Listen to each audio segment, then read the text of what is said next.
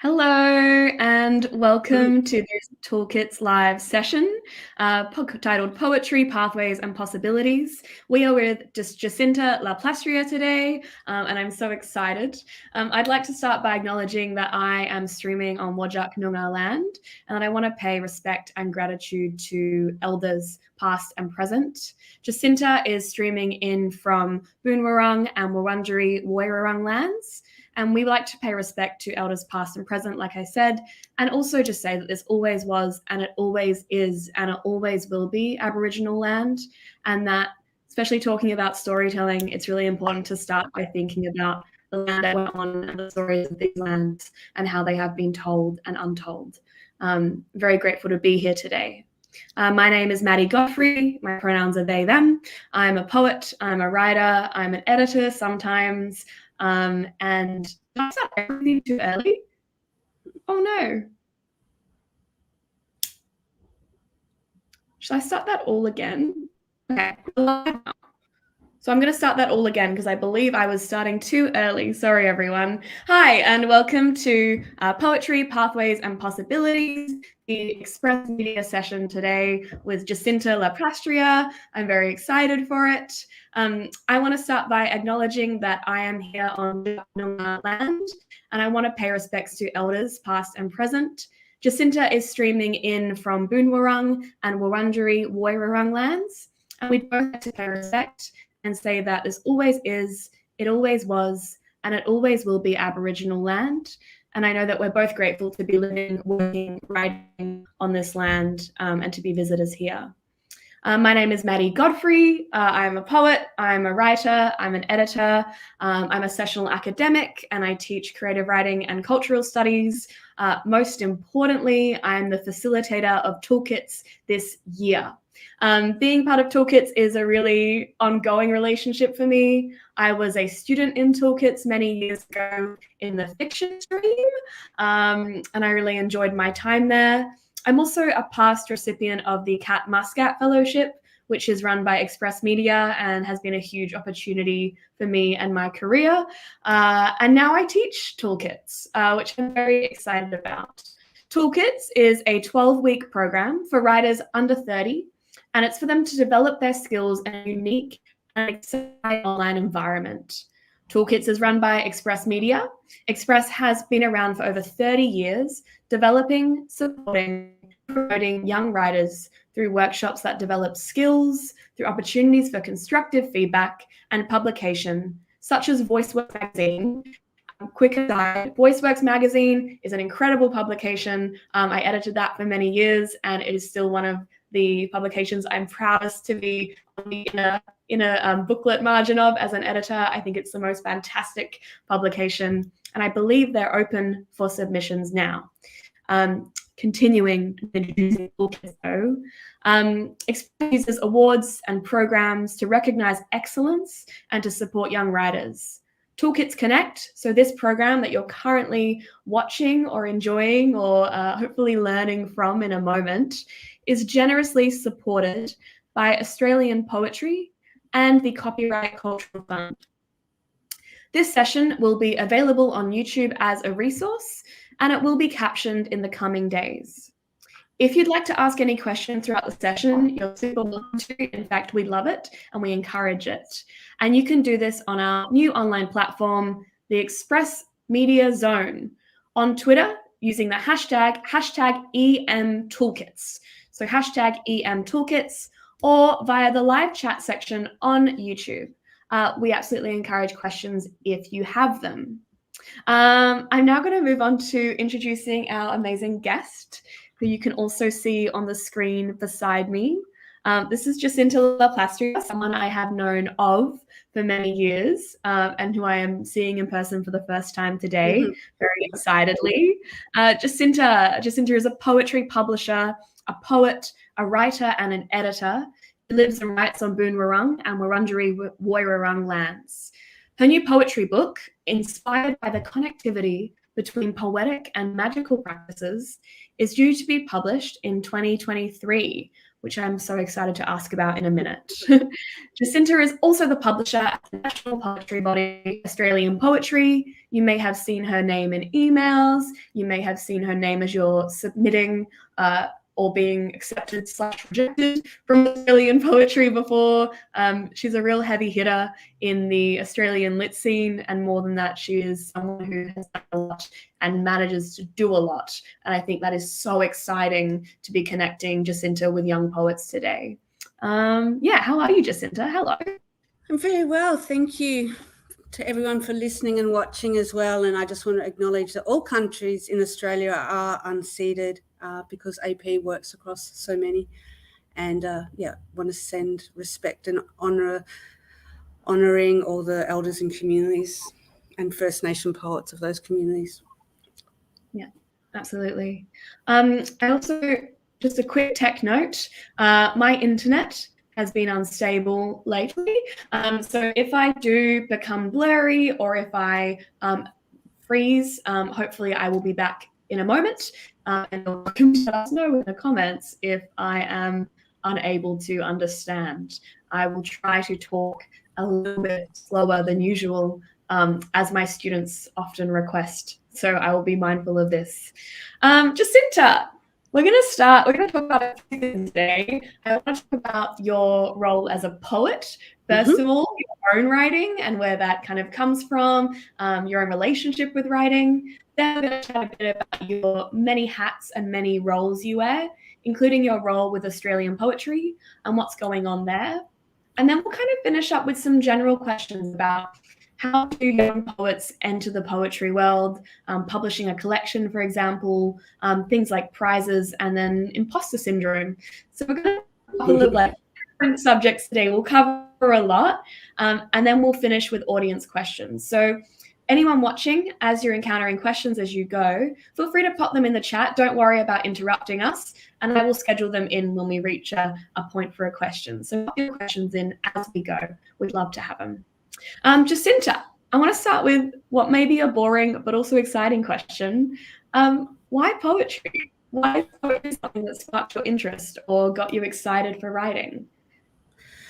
I don't think it was an intellectual decision. I just started writing independently at about 19. Obviously, we all wrote poetry at that time in school, but I just immediately took to it. It was just felt like the place where I can be. I think it's important because I was just reading this incredible article yesterday, which I would recommend people look up, Joy Harjo, Harjo, on lithub.com, who's the poet laureate in America, incredible First Nations poet, like literally incredible. Look up her Horses poem. She talks about that poetry isn't a career, it's a way of being, that you are a being when you're doing poetry. And I just thought it was a really, really interesting observation because I'm moving toward a new book, which is coming out next year. I find all these different keys from younger, it doesn't matter where they are on the pathway. I just always note those keys. It's inspiring to remember that, that you write from a place of being, So it just appealed to me. I love the fact that it's so unexpected, that it's words put together unexpectedly in order. I love experimenting with syntax and lineation and all sorts of forms. So even though I say it wasn't an intellectual decision, it's an intellectual endeavour for me that I just, adore. I took a long time out because of severe DV, which stopped me speaking. I'm just always transparent about my PTSD and other things that have occurred from earlier in life as well. And I think all these things sometimes lead to poets you don't have direct pathways. They can be very dynamic. They can go that way. They can disappear in my case. And I came back only a few years ago. I just mention that because I think it's an important thing to remember, that it's just not a predictable pathway either, poetry. I think Fundamentally, though, for me, all I'm interested in is I'm interested in this art form for me. I'm not in a selfish way, because that's the opposite of my temperament. I'm very giving and collegial, but fundamentally I'm interested in what I can do within it. And then to have a public space where people listen to you or people read it, I think is a bonus. But yeah, I just love doing it. Amazing. I like what you said about the dynamic pathways and the experimental potential of poetry. I did a little bit of research on you, and you have done a lot of different forms and a lot of different writing. But I think thinking of my own relationship with poetry, which, similar to you, wasn't an intellectual decision. I never really gravitated towards poetry on purpose. In fact, I really didn't like it when I studied it in school. Which was a reflection of the staleness of the curriculum and the way that it was talked about. But I think when we come back to poetry as a way to be dynamic with our stories and a way to reshape and to almost reconfigure experience, that it kind of becomes this like dynamic, moving vehicle of momentum. I think that's what I'm attached to, is the way that poems are almost have this musical force, and something that I love to play with. Yeah. I think for me, it is the musicality. I mean, I work in all different forms. I mean, I think most poets do, not all poets. Some poets just have a very particular architecture that they explore, and they can explore that very deeply and powerfully. But like I've move across different forms. So it's not the case with all the forms you're experimenting with, but the list, I don't want to use any ableist language here, but like just the sound of consonants and vowels and, you know, how they go when they're strung together, that musicality, but it's also a sonic art form in that way.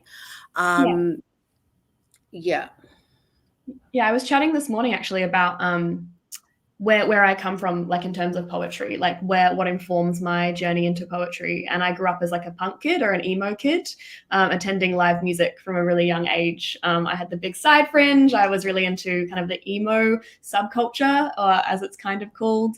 And I think for me, that closeness to lyrics and that closeness to rebellion and those kind of movements is what informed my step into poetry as somewhere that I could speak. So yeah, I feel very similarly about these sonic qualities of language. Yeah, and I think also that it is a revolutionary form. It should be.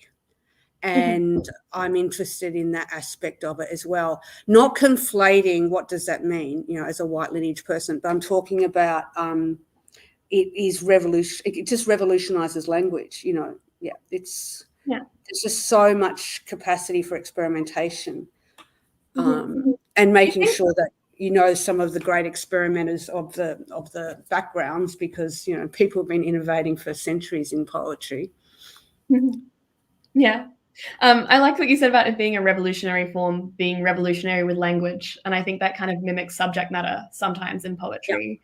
I think poetry can be a real protest or a real disruption of ideas, even in the way that you can send it or distribute it. I was involved in a lot of zine or zine, I never know, but zine culture in my youth. And I love this radical nature of language when it is given to people, and so much of your work that you do with Oz Poetry as well is the giving of poetry or the sending forward of poetry, which is so exciting when you have like that kind of informed idea. I think it's really important with Australian Poetry, AP, known in inverted commas as the national poetry body. I just don't buy any of these bureaucratic architectures myself. If people have been close to AP at all, you know that we are genuinely radicalised and inclusive. My centeredness around that is you can dissolve barriers without creating more, right? Because, and I think it's a really important thing to understand when you strengthening inclusivity in a space.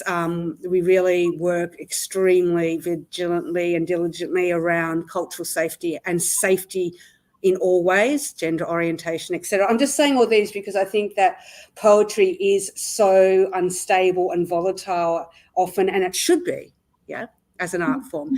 And yet there's all these other considerations that at AP that we really bring to our day-to-day work. There would be not literally a day where there's not a discussion of an ethical nature. Mm-hmm. I think it's interesting when we come to poetry bodies, right? Because we have this association between poetry bodies and like institutional like ideas around what makes an organization. Even things like, you know, you get like a fancy email and you're like, oh no, maybe they don't want the queer non-binary poets like me. Maybe what's the safety of me submitting to this organization or submitting to this publication? I think just speaking from my own experience, those are kind of things that I encounter of, is this a place I feel comfortable submitting or considering being involved with, or is it a place where I will be a token example of one voice? So it's really cool to hear you talking about that. Yeah, and safety. And safety for readers, not just the writers and contributors. And I think that, that I'm not talking about an astringent, you know, I'm not talking about not writing in really confronting ways. I'm talking about just being really clear about the spaces that those poems are being put into, whether that's submitted and not accepted or whether it's published. Also in our festival program, Same Care, it's really important. And I think it's a good thing to say to any of the mentees or people watching this, that do be aware that you can have experiences of submission or even of being published that can have like not very nice aspects to them, and it can really throw you for some time. So this is why I think it is important that you know that you're entering trustworthy spaces. Yeah. And I think that's really good advice as well. I think when we come to poetry as baby poets, sometimes I use that term, maybe we're all baby poets still in some way, but when we come to things as baby poets, there is also this vulnerability and this eagerness. And I'm not saying don't submit to places. I'm just saying, you know, do some research, be aware, and think about where you want your poem to live and where you need that poem to live for it to be a safe experience of you telling a story. You know, because you can throw stuff wherever you want to throw it. There is no shame to putting a poem on a blog. You know, you don't have to get money for it to be a worthwhile publication. I always say that, but just think about what you would like. Jacinta, we've talked a little bit about AP Australian poetry. For those who haven't encountered Australian poetry before, do you want to just give a broad introduction to who you are and what it does? Yeah, so Australian poetry was started 12 years ago to bring together different organisations in different states to kind of try and unify, I guess, which is not always a simple thing to do with poets in Australia. Mm-hmm. We publish the National Poetry Journal twice a year, Australian Poetry Journal. And as anyone who reads our publications know, they have guest editors, which are really prestigious editors, but also who have really broad poetics, who are very ethically transparent in how they work. And so they very much choose who we publish. I devise the themes, which are provocations, i.e. the current one is divergence, relevance. And then the editors write their provocation. But yeah, we do theme them before inviting the guest editors. That's twice a year. And then we do the Best of Australian Poems once a year at the end of the year. It's a substantial new project. This is the first one last year. The second one's due in 6 weeks. There will be a free, so there'll be a Wheeler Centre event launching that.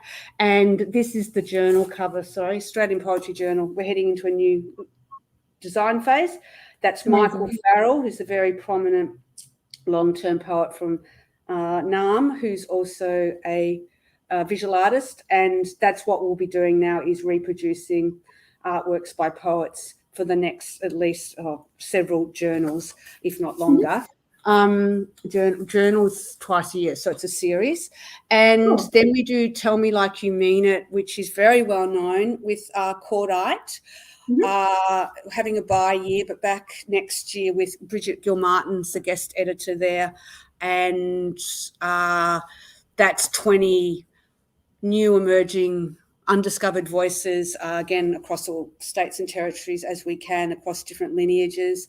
And that has over 5,000 reads a year. That's read very well. And then we also, and a lot of alumni from the toolkits are published in it. There's a planned link there.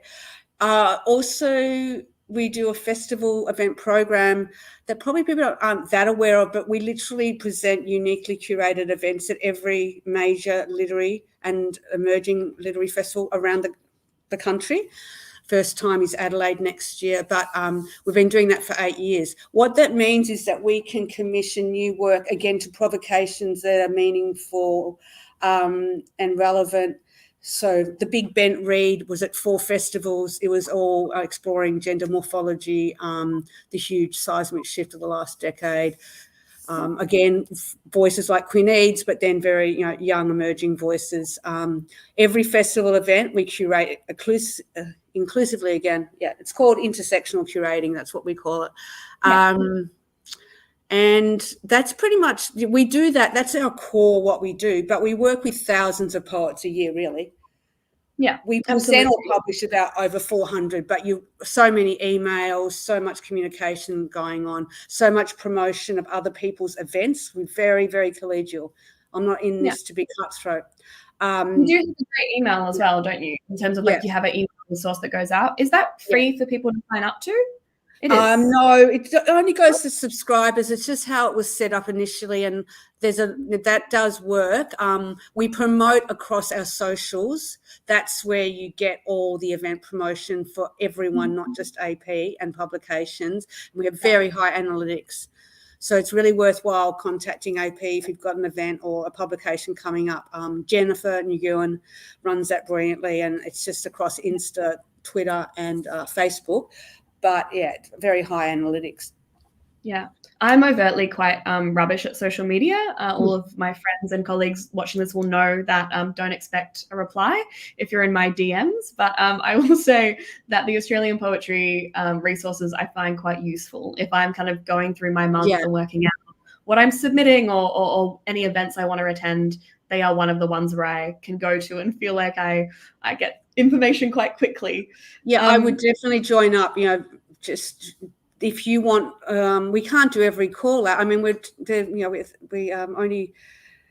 can't do everything, but we do try and promote as much as we can. And Jen does that really brilliantly. Again, we have a kind of just evolved really that the people who work at AP are all practicing poets is the word I'd call it. Yeah. You mentioned briefly the Cordite collaboration that happens, and I just wanted to return to that briefly. That's the one that's you can freely download it. Tell Me Like You Mean It. Tell Me Like You Mean It. Currently volume 5, guest edited by Danny Silva Soberano. Again, Danny was alumnus, of Toolkits, and it's just brilliant editing. Started by extraordinary poet and editor Melody Paloma. It's not always the first time someone's been given that level of prominence, but it often is, and that it should be like that as well. No, I'm a huge fan of Danny. I suppose I'm also a friend of Danny, but their curating of that was incredible. And I think also that we read one of their poems in our toolkit session last week. Big fan of the gentleness of Danny's poetics. I think it is so exciting. But yeah, any of my toolkits participants watching this, or my broader students, you must go download that Cordite issue now. It's really exciting. I download it every year, and I think it is a great step towards working out the vibe or the publication voices that are existing, and not so much working out where you fit in them, but also working out where you differ. I think we talk a lot to young poets about reading a publication before you submit to get an idea of the voice or the vibe. But I'm also really excited in young poets reading things to work out what they are in conversation with, but where they differ, and how their voices and perspectives are unique while also being potentially supported or included. I love those publications. They make me so excited because you get to see new poets as well and get the goss before they hit the mainstream and they're everywhere, like so many of those poets are now. Most of them go on to have quite strong publishing outcomes later. I mean, it's only been going for 5-6 years, but it might also be useful to go back over the different volumes. There was one that we did from the AP website because it was actually a designed ebook that was still downloadable for free. But yeah, you could go right across those 5 years and look at, voices that are becoming more well known. Yeah, I love that. I like the lineage it creates. I think that's something I'm really passionate about is talking to poets about what influences them. And then I think one of my early mentors back in the UK talked about this like ideal, like this imaginary chart we could make where it's like everyone who's influenced you, and then you think about everyone who influenced them, and you kind of can build this almost like family tree of poetic influence and borrowing. I wanted to ask, what like influences your poetic voice? What kind of things have you read or encountered or that have influenced your own poetics? Oh, well, in terms of being in an ideal role for writing poetry, what do you think? Because you're just literally living it in a role like this. Also, I do very long hours in service willingly. So it'd be very difficult for me to, isolate really major influences because they're just so disparate. But something like, I'll read Joy's article, which is on lithub.com, free to join, and just the most incredible articles around literature drawn from around the world. But, I've been writing about magic and poetry for a long time because I'm a long-term practitioner of witchcraft of an unusual lineage. So that's a whole other long story that I'm also writing about separately. But yeah, so I wrote Libretti in my early 20s. That was a 6-song cycle of songs of the sorceress after doing lots of research and immersion in different lineages. So that is one thing that, very much influences my idea of poetry being a practice of magic. I treat that very seriously. I actually believe it is for me. I'm not saying it is for everyone. I'm saying for me, it is one of my alchemical practices. So early on, so I studied creative writing, I think, or even in the first group that went through at Melbourne University. And I was very influenced at that time by a lot of the Paul Celan because of his incredible abstractedness, which is very much where I was working at that time. The creation of new words by running them together, which I've done in my own practice. Other people are doing. I'm not saying it's groundbreaking anymore, but like it's just Celan, just that glancings of words and constellations that are totally unexpected. Jump off the end of a line and you find yourself completely somewhere else. But also, I was really interested in exploring like the just all different forms. Is the only way I can put it. I experiment with capitalization or not capitalization, punctuation or not. Very powerful influence early on was John Ashbury. So I'm not sure how connected people are now to Ashbury with his passing a few years ago, just because it was a particular generation that was so affected. So Ashbury's idea of just the long lines and the incredible prose poetry that, again, like Celan, it looks completely different on the page, like dense compared to Celan, but the same jumpings and slippages and incredible sophistications of thought syntactically.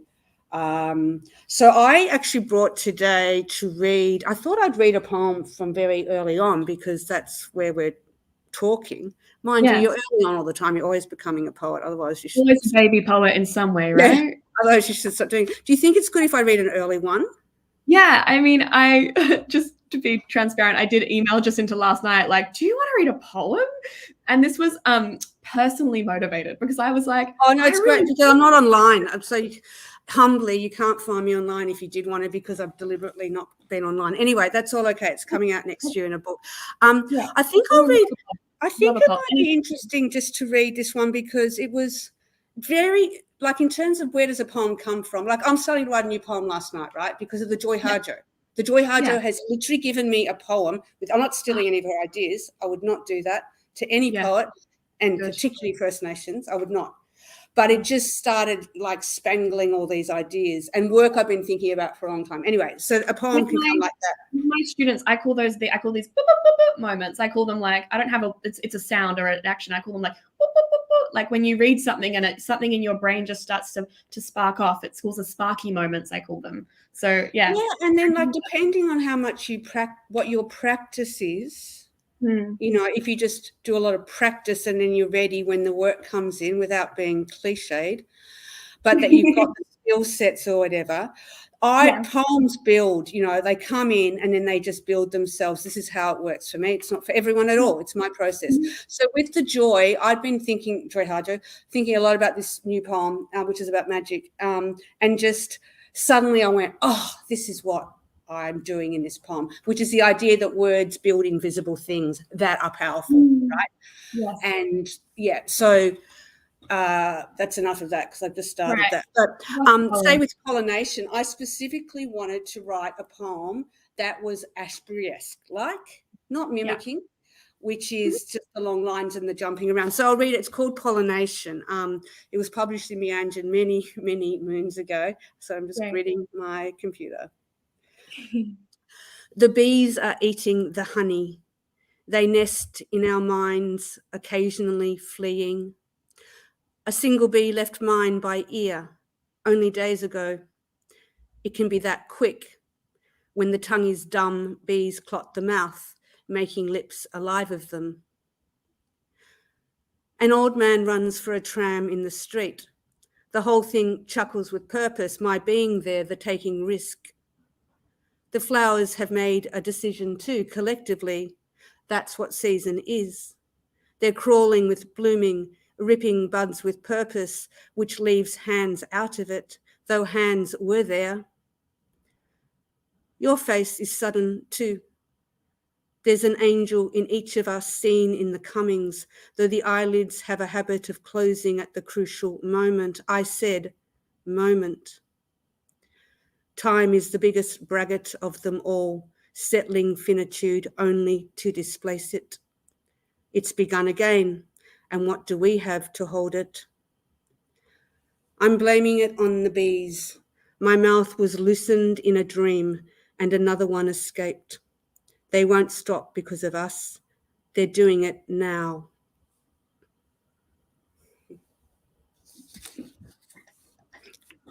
Wow. I'm so obsessed with that. I'm gonna go listen to that again later. I have so many lines I want to put in my brain permanently. I'm so obsessed with hands. Hands are a real thing for me in life. Like I feel like I constantly collect lines about hands and holding.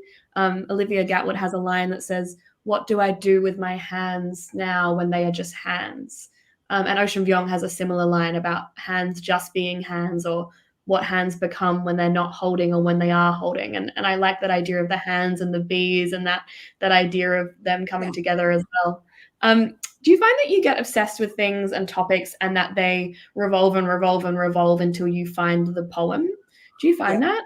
Mm-hmm. Yeah. Well, I guess I'm talking because the book I'm bringing out next year is going to have a fair bit of work about magic. Like, yeah, so true. But also I just read a poem I wrote a sequence a few months ago and I've got, that's going out now. That's gone. That's finished. Because it's like the new work's already coming in and sitting on top of that like sediment and go, oh, yeah. So now I'll keep some of it. Janine Lane's got a great pointer I saw left out from a workshop they ran at the Wheeler Centre. She ran at the Wheeler Centre. She's an extraordinary teacher, which is like when you like keep lines from poems that you decide not to continue with. I really like that idea, to retain thoughts or ideas even if they haven't gone into a fully fledged poem. So it's true. But I also think it's just like, I'm not a musician, but I live around a lot of music and I have a daughter who's a musician and a writer, songwriter. And, it's just so, what's our art form? It's spontaneous. You sit down, you walk along, I mean, one of the things I was thinking in prep for this from last night is last night I spent 2 or 3 hours sitting on my balcony drinking wine, smoking cigarettes like a chimney. And the poem was just building in my head. I probably got to about 30 or 40 lines. I didn't record it at all. It's still in my head. And then, of course, when not everyone writes like that, but I often write mentally before it goes to the page. And sometimes you can't remember it all, the next day or whatever, but you certainly remember some of the key points. And I think the other thing I'm still obsessed about is how to just have unexpected images. So I'll just read one more because I don't want to take up too much time. This is coming from the magic work I'm writing, and I'll just read the first. Before you read it, do you mind giving us quickly, is there a title for this new collection that you can share? Yes, there is. Yeah, and I'm writing the title poem. This is not the title poem, but I'm writing it. It's called How to Break a Hex and Other Useful Life Skills. Amazing. Thank you. For me, magic is real. Like, I live in a world that's like science fiction, and a lot of people do. It's not a precious thing that I say that. I'm just very transparent about it now. So there's a sequence I'm writing. It's called Mirror Spells, mirror_spells, all lowercase. So I'm working all in lowercase in this sequence, if that means anything to people. And it's also moving around on the page. Cool. Gaps and spaces, yeah. 1, jump from the mind wire, float over demolition's debris, face shunting sunwards in tearlog's defiance. 2, is the heart a blood flower? Yes. Also a bridge to other worlds you don't wander over. Thanks for letting me read. So exciting. Thank you for reading. I love this insight into your new collection, How to Break a Hex. Am I right? Is that right? How to Break a Hex and Other Useful Life Skills. It'll be all lowercase, and it might be backwards as a title, written backwards. Amazing. I'm not sure yet. And do you know who it's coming out with? Is that locked in? Can we yeah, he I don't think I've told them the title yet. Because it was going to be called Mindwire, but it's not. Puncher and Watman. Oh, congratulations. Yeah. How exciting. And designed by my very close friend who is the designer of this. So it's going to be beautiful. Yeah. Wait. Thank you for asking about it. Yeah. Oh no, I'm so glad we got the hot goss on it. I'm so glad we got the sneak peek into this collection, and we'll be releasing collections in the same year, which is exciting. So maybe I'll see you on the other side of the country at some point. Well, we should encourage each other. I think it's great just to really support each other's work. I guess that's something I would say to something I think is really important is that collegiality, while being aware of the extraordinary rivalries that can just erupt, and being actually savvy about that, because I wasn't, and it knocked me out for some time. So both being collegial, but just to the trustworthy ones. Yeah. I think this is a good point if we kind of pop into this talking to the young poets idea. So the next bits of questions are all going to be kind of what advice you give to the toolkit's participants who are I guess imagined at the moment, but I can tell you are the most awesome bunch of young people. I guess I'm also a young poet. I'll put myself in the bunch. So first things first, getting published as a poet. We've talked a little bit today about your next coming poetry collection, and a few of my participants are putting together their first collections, and they're kind of at the point where you're still writing and forming the beast is what I would call it. What advice do you have for poets who are putting together their debut collections, and what do you wish you'd known before? Ordering is an important thing. I know Jennifer Nguyen told me that I'm sure Jen might mind this, that they're just very careful about the ordering of their first one that came out with subbed in last couple of years. Just make it the book that you want it to be, I think. That sounds very broad, but just make it the book you want to be. I wouldn't have any poems in it that you have any questions about, any hesitancies. Take your time as well. There's no need to rush with it. In terms of getting it to a publisher, I just think as soon as if you have a pathway where you know someone and you can let them know you're writing it, that is good. You'll see where they are open with their calendar. There's open call outs, remember. Bridget Gill-Martin, No More Poetry, Melbourne. They did a call out recently, which is now closed. Liquid Amber Press, a new press, did a call out recently. So there are there are presses who are taking unsolicited work at a certain reading time. Just go to a really good poetry bookstore in terms of what it's publishing. I mean, how many different publishers it's representing, and just look through the collections, see what they're publishing, see what the design principles are. Yeah, I don't think it's like it really is dotting the I's and crossing the T's. Write poems, order the poems, publish as many of them as you can previously. I think that's helpful.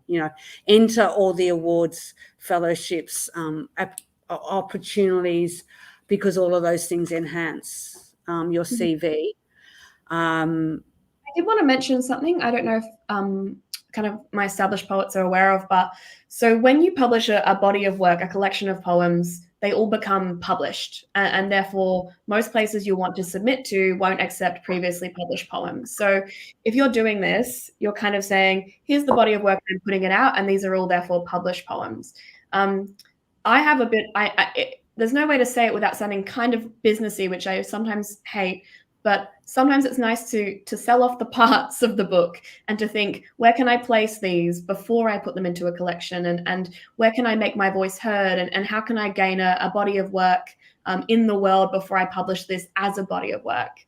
And so kind of doing that submitting before, and doing things like Cordite and Meanjin and Westerly and these journals, and kind of getting this kind of publication up with your individual pieces before you publish the collection is a good idea, because once they're in the collection, they are considered published. Yeah.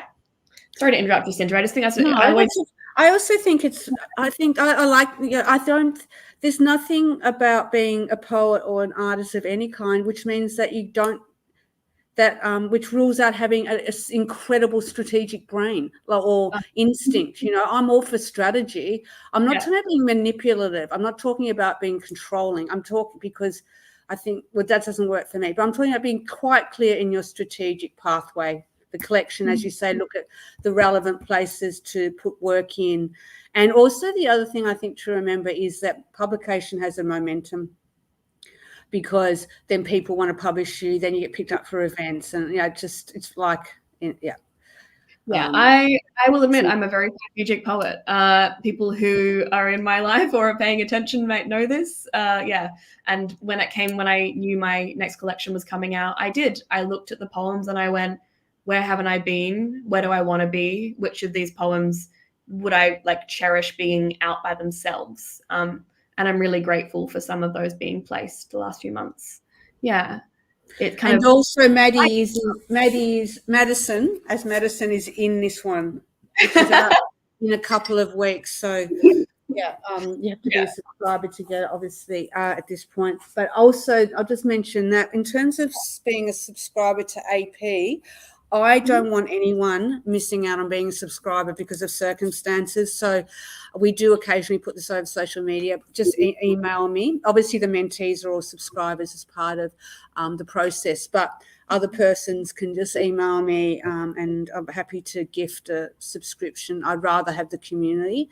I think, in terms of strategy, I don't do this. Maybe I'll start doing it now that I've returned. But I know a poet who spreadsheets everywhere when the reading time is, when the decisions are. Very well-known poet that we publish a lot, but a young poet, still under 30. I know the Lit Hub, aim for 100 rejections a year, lithub.com. There's actually a couple of articles, because the author of the original article has done an update. There's some flawed ideas about it, I still think, about the whole idea of rejection. But it's a very powerful idea. As if you get, the more you send out, it makes sense that you're going to get more published more. And then, also with residencies and so forth. And absolutely. I think also joining up readings, getting out on the reading circuit, event circuit also is another way that you come to notice so that when you go to a publisher, they're aware of what you're doing? Yeah, absolutely. I put everything, I'm a tactile person, so I put all submission calls that I am planning to enter in my diary, in my physical diary, in a special color. And then I'll put a reminder a week earlier or 4 days earlier saying, submit to that, it's due in 4 days. I'm very tactile. That would work. I'd like to do it like that too. Yeah, that's what I do when I'm, having a good month. So yeah, we've got some ideas there: submitting to prizes, submitting to residencies, knowing that rejection is downright inevitable. I don't know any poets or authors who haven't rejections, and every rejection is a step towards a potential publication or residency or prize. We've mentioned newsletters today, so signing up to newsletters. Jacinta's just mentioned you can email for an APJ subscription and therefore get their newsletter, which I find very worthwhile if you're in a place where you can't access that. I wanted to also ask you, and I will just flag here, we're kind of getting to the end of our session. So those of you who are watching on YouTube or are on the Twitters, tweeting, you're welcome to add any questions here now. This would be a good time, and we'll move towards those in a moment. As we're moving towards that, Jacinta, I wanted to ask, how do you kind of balance this? You do a lot of things in the professional space, as we've covered with your work with AP, and you've mentioned your long hours and what you give to community, which I think is really central and really important.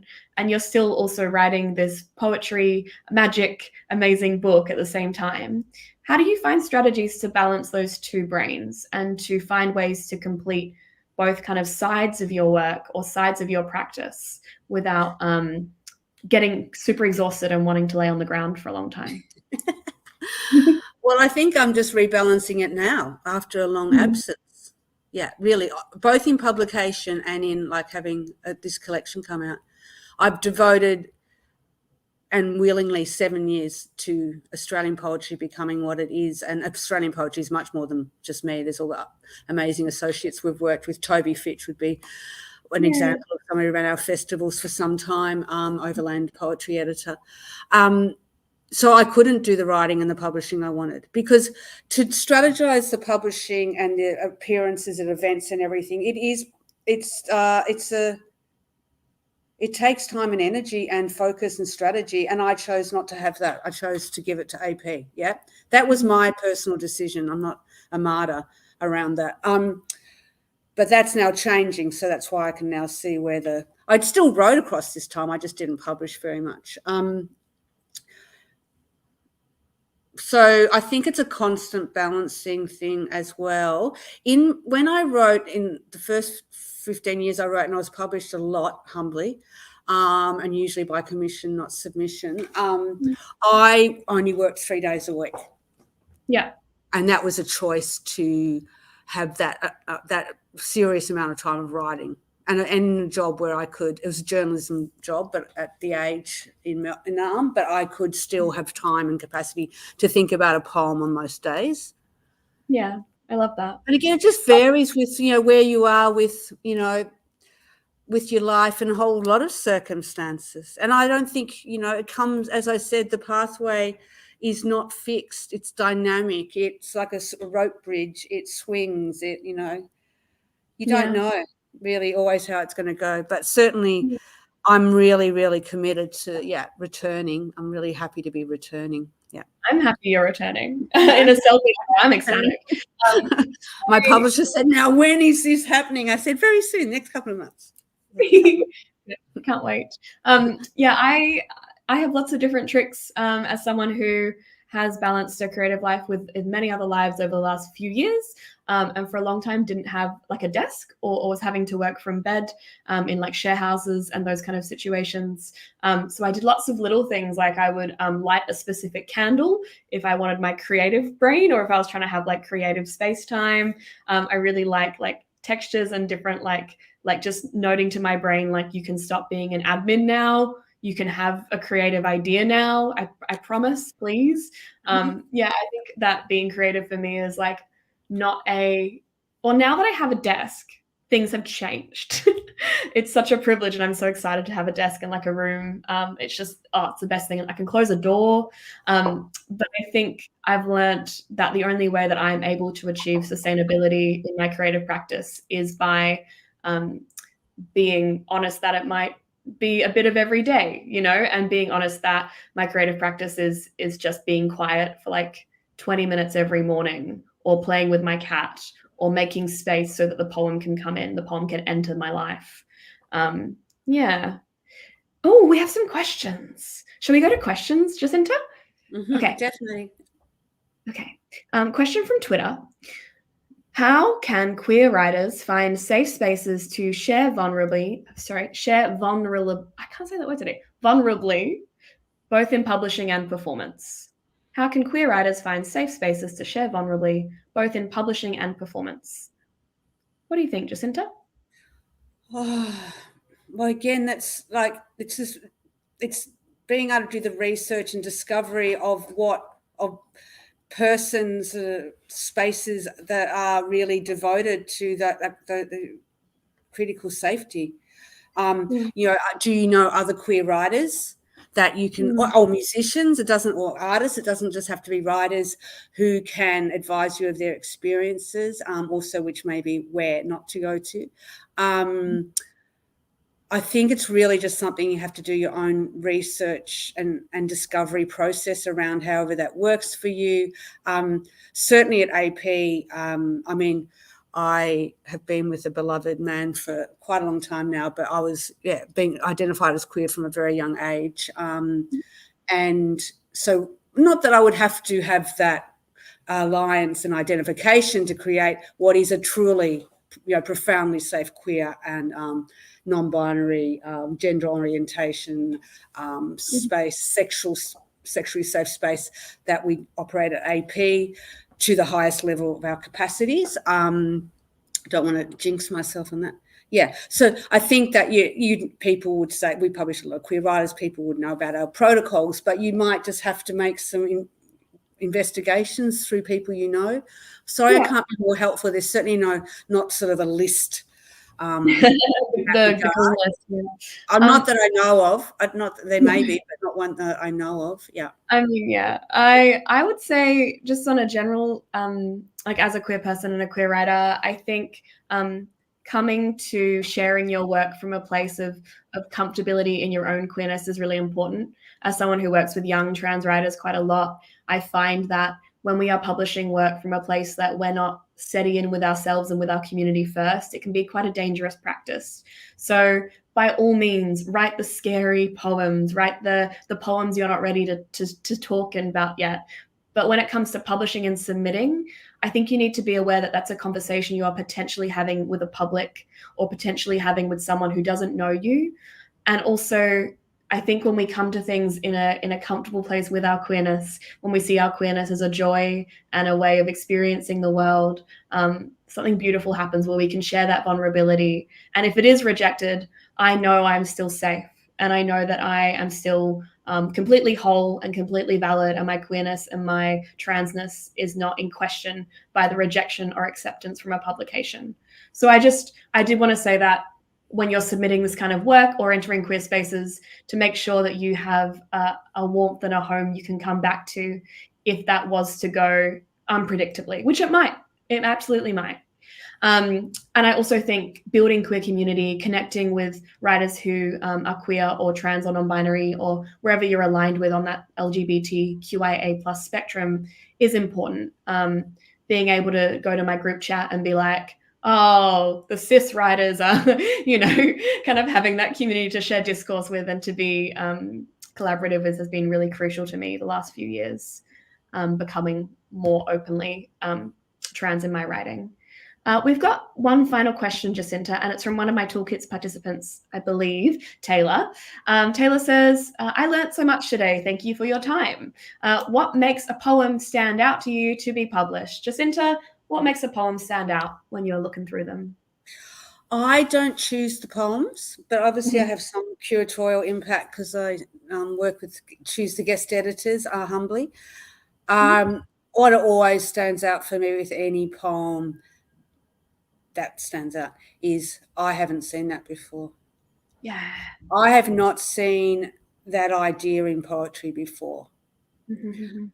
And it's generally matched with the capacity to express poetically, use poetic craft and form without being imposing, canonical, and around merit and all those things. That's the last thing I'm doing. But I'll just go, I haven't seen that idea. I haven't seen that craft form, that choice of form that's actually expressing that idea, But it's just poetry has the capacity to completely surprise, confront, and shock, and pleasure as well, obviously. So as you talk about the gentleness of someone's poetics. But for me, it'll be overall that someone just who's innovating with their voice. Yeah, and absolutely. That can be used in very traditional forms. I'm thinking about Geordie Albiston's final book before she died, which is sonnets, but her own sonnet form that she devised, So she's writing in sonnets. The work's radical still. I haven't read that. It's on my list. All right. Oh, I tell you, it is just, I wish we had more time so I could read one short poem from it, because it will be in the next journal. We're doing 3 poems of Geordie's across her oeuvre of 45 years of writing. She constantly innovated. Every book was new, but often using so-called conservative forms. Yeah, she but meticulously in terms of technique. Yeah, amazing. So Taylor, Jacinta's looking for newness, things that we haven't seen before. I think I like what you said about surprise, and I'll reiterate that in my own work as an editor. I love being surprised, and I have a real fondness for weird poems and dorky poems and poems that kind of skate this line of like just being a bit bizarre. They're my favorite poems. Amazing. This has been the coolest session. I've really enjoyed myself. I hope that all of our participants and watchers have enjoyed yourself as well. Last minute plugs. Become a subscriber to Australian Poetry and support their upcoming publications, which is so exciting. Remember that publication that Cordite and AP does together. You can go to the Cordite website and download those right now, and read them tonight on your balcony, and channel Jacinta as you balcony a beverage potentially of your choice. A lot of young writers, so I'll just say a beverage of your choice. I've had the best time, and thank you. Thank you so much, Jacinta. If you have any questions about toolkits, please get in contact with Express Media, and they have more sessions like this coming up in all of our streams, which is graphic narratives, and also, there's graphic narratives and another one. Digital storytelling is the name of it, with Rory. So yeah, keep an eye out that, and tomorrow I'll be talking to Ray White, the amazing poet as well. Thank you so much. Have a good day. Drink some water. Take care of yourself. Tell someone you love them. Bye. Bye-bye.